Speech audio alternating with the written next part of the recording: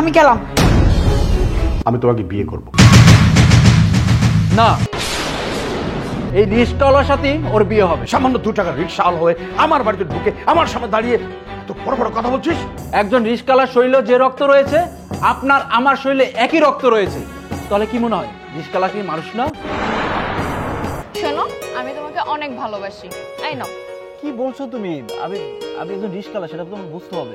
তুমি যাই হও না কেন, আমার তোমাকে খুব ভালো লাগে আর তোমাকে ভীষণ ভালোবাসি। I love you.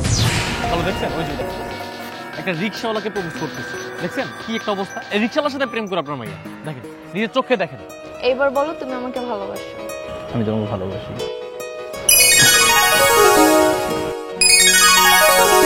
আমার মান সম্মান সবকিছু ধুলো মিশে দিল।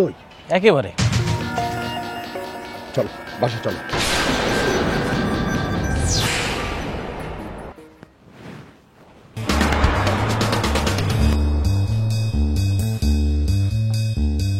বুয়া, জি স্যার। এদিকে এসো। জি স্যার। তুমি বর্তমানে স্যালারি কত টাকা নিচ্ছ? আমার তো 7,000 টাকা বেতন দেন। 7,000 টাকা। এই মাস থেকে তার ডাবল নেই, ডাবল হয় 14,000, আরো 1,000 প্লাস, তার মানে 15,000 টাকা তুমি বেতন পাবে। স্যার, আমার কি কাজের প্রমোশন হয়েছে? হ্যাঁ, প্রমোশন হয়েছে। আর সেটা এই সেই প্রমোশন না, মহা প্রমোশন। তাহলে তো ভালোই হয়, আমি সংসারটা সুন্দর মতো চালাইতে পারবো। শোনো বুয়া, তোমার প্রমোশন কেন হচ্ছে জানো? আমি তোমাকে বিয়ে করব। কি করুন স্যার, আপনি আমাকে বিয়ে করবেন কে? আমি আপনাকে বাড়ি কাজ করি, তাছাড়া আমার 22 বছরের একটা ছেলে আছে। সেই ছেলে শুনলে কি করব? আর আপনার তো 18 বছরের মেয়ে আছে। আপনি এই 18 বছরের মেয়ে রেখা আমারে কেন বিয়ে করতে চান? আমি অত কথা শুনতে চাই না। তোমার ঘরে ছেলে আছে, আমার ঘরে মেয়ে আছে, তোমার তো স্বামী নেই। আমি বিয়ে করলে আপত্তি কোথায় তোমার? রাজরানীও থাকবে বাড়িতে, রাজরানী। দরকার নেই আমার রাজধানী হওয়ার, আমি আর আপনার বাড়িতেই কাম করবো না। আমি গেলাম। বুয়া, বুয়া, আমি যেটা বলছি সেটা শোনো তুমি। হাত ছাড়েন, আমি কিন্তু এখনই ম্যাডামটা ডাক দেবো। ছাড়েন। আমি ছাড়বো না। ম্যাডাম, ম্যাডাম দেখে যান। ও ম্যাডাম, ম্যাডাম কই গেলে? কি ব্যাপার বাবা? তুমি ওনার হাত ধরে আছো কেন? ছাড়ো। তুমি কি দিন দিন বাচ্চা হয়ে যাচ্ছ? মানে কি সমস্ত পাগলামি শুরু করছো? এই কি হইছে? ম্যাডাম দেখেন, স্যারে কইতেছে হ্যাঁ নাকি আমারই বিয়ে করবো। এটা কোনোদিনও সম্ভব না, আমি এটা পারবো না। কি শুনতেছি বাবা আমি এইসব? মানে তোমার কি ভীমরতিতে ধরছে? আমি ওকে বিয়ে করবো, বাস, মানে তার মানে বিয়ে করবো। এই বয়সে তুমি বিয়ে করবে মানে কি? আর তাছাড়া তুমি বিয়ে করো ঠিক আছে, কিন্তু ওনাকে কেন? উনি আমাদের বাসায় কাজ করে। তোমার একটা মান সম্মান আছে, আমার একটা মান সম্মান আছে। তুমি বুঝো, তুমি যদি ওনাকে বিয়ে করো, আমি আমার বন্ধু বান্ধব পাড়ার প্রতিবেশী কাউকে মুখ দেখাতে পারবো না। তোমার লেভেলের সাথে ওনার যায়।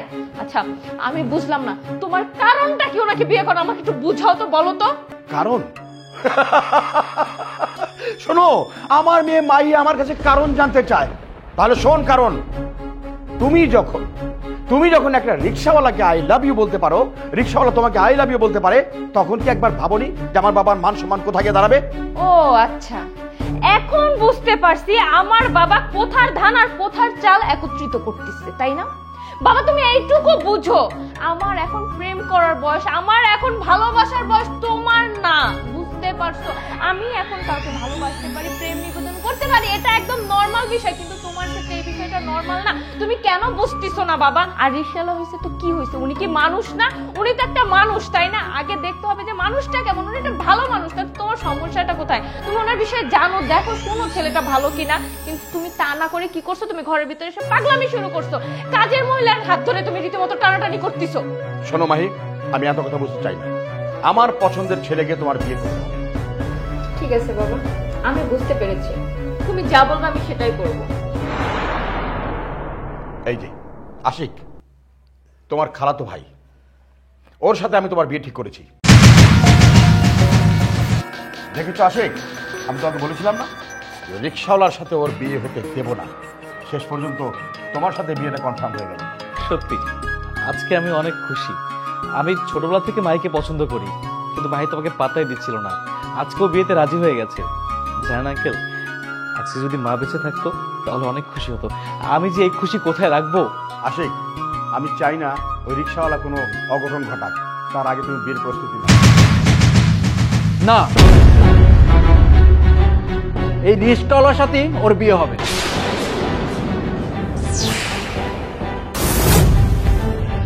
What? তোর এত বড় সাহস, সামান্য 2 টাকার রিক্সাওয়ালা হয়ে আমার বাড়িতে ঢুকে আমার সামনে দাঁড়িয়ে তো বড় বড় কথা বলছিস? আপনি কাকে রিস্কওয়ালা বলছেন? আমাকে? শুনেন, আপনি যা ভাবছেন সেটা আমি না। আমি একজন বিজনেসম্যানের ছেলে এবং আমি নিজেও বিজনেস করি। আপনি দেখেছিলেন রিস্কায় বসে আপনার মেয়ের সাথে আমি কথা বলি, আপনি ভেবে নিয়েছেন আমি একজন রিস্কওয়ালা। ওদিনকে আমি রিস্কায় বসে কথা বলেছিলাম আপনার মেয়ের কারণে। আপনার মেয়েকে ভালোবাসি বলে আমি একদিনের জন্য রিস্কওয়ালা হয়েছিলাম। আর আপনি ভেবে নিলেন যে আমি একজন রিস্কওয়ালা। আপনার মেয়েকে আমি অনেক ভালোবাসি। আপনার মেয়ে আমাকে পরীক্ষা দিয়েছিল যে আমি একদিনের জন্য রিস্কওয়ালা হতে পারবো কিনা। তাই আমি একদিনের জন্য রিস্কওয়ালা হয়ে আপনার মেয়ের পরীক্ষায় আমি পাশ করেছিলাম। আপনার মেয়েও আমাকে ভালোবেসেছিল। বারবার আপনি রিস্কওয়ালা বলছেন। একজন রিস্কওয়ালার শরীরে যে রক্ত রয়েছে আপনার আমার শরীরে একই রক্ত রয়েছে।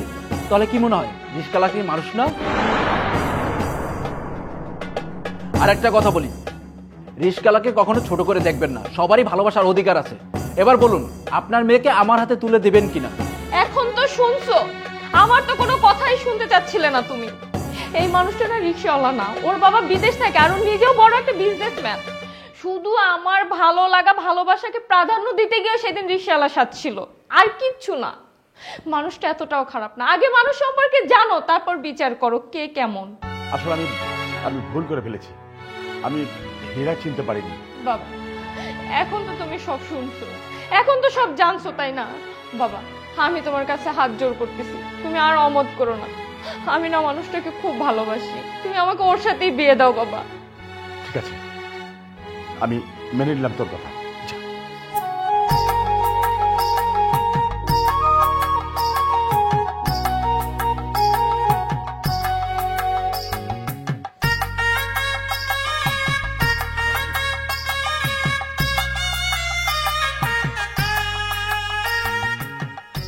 বেস্ট অফ লাক মাহি, তোমরা দুজন অনেক সুখে থাকো।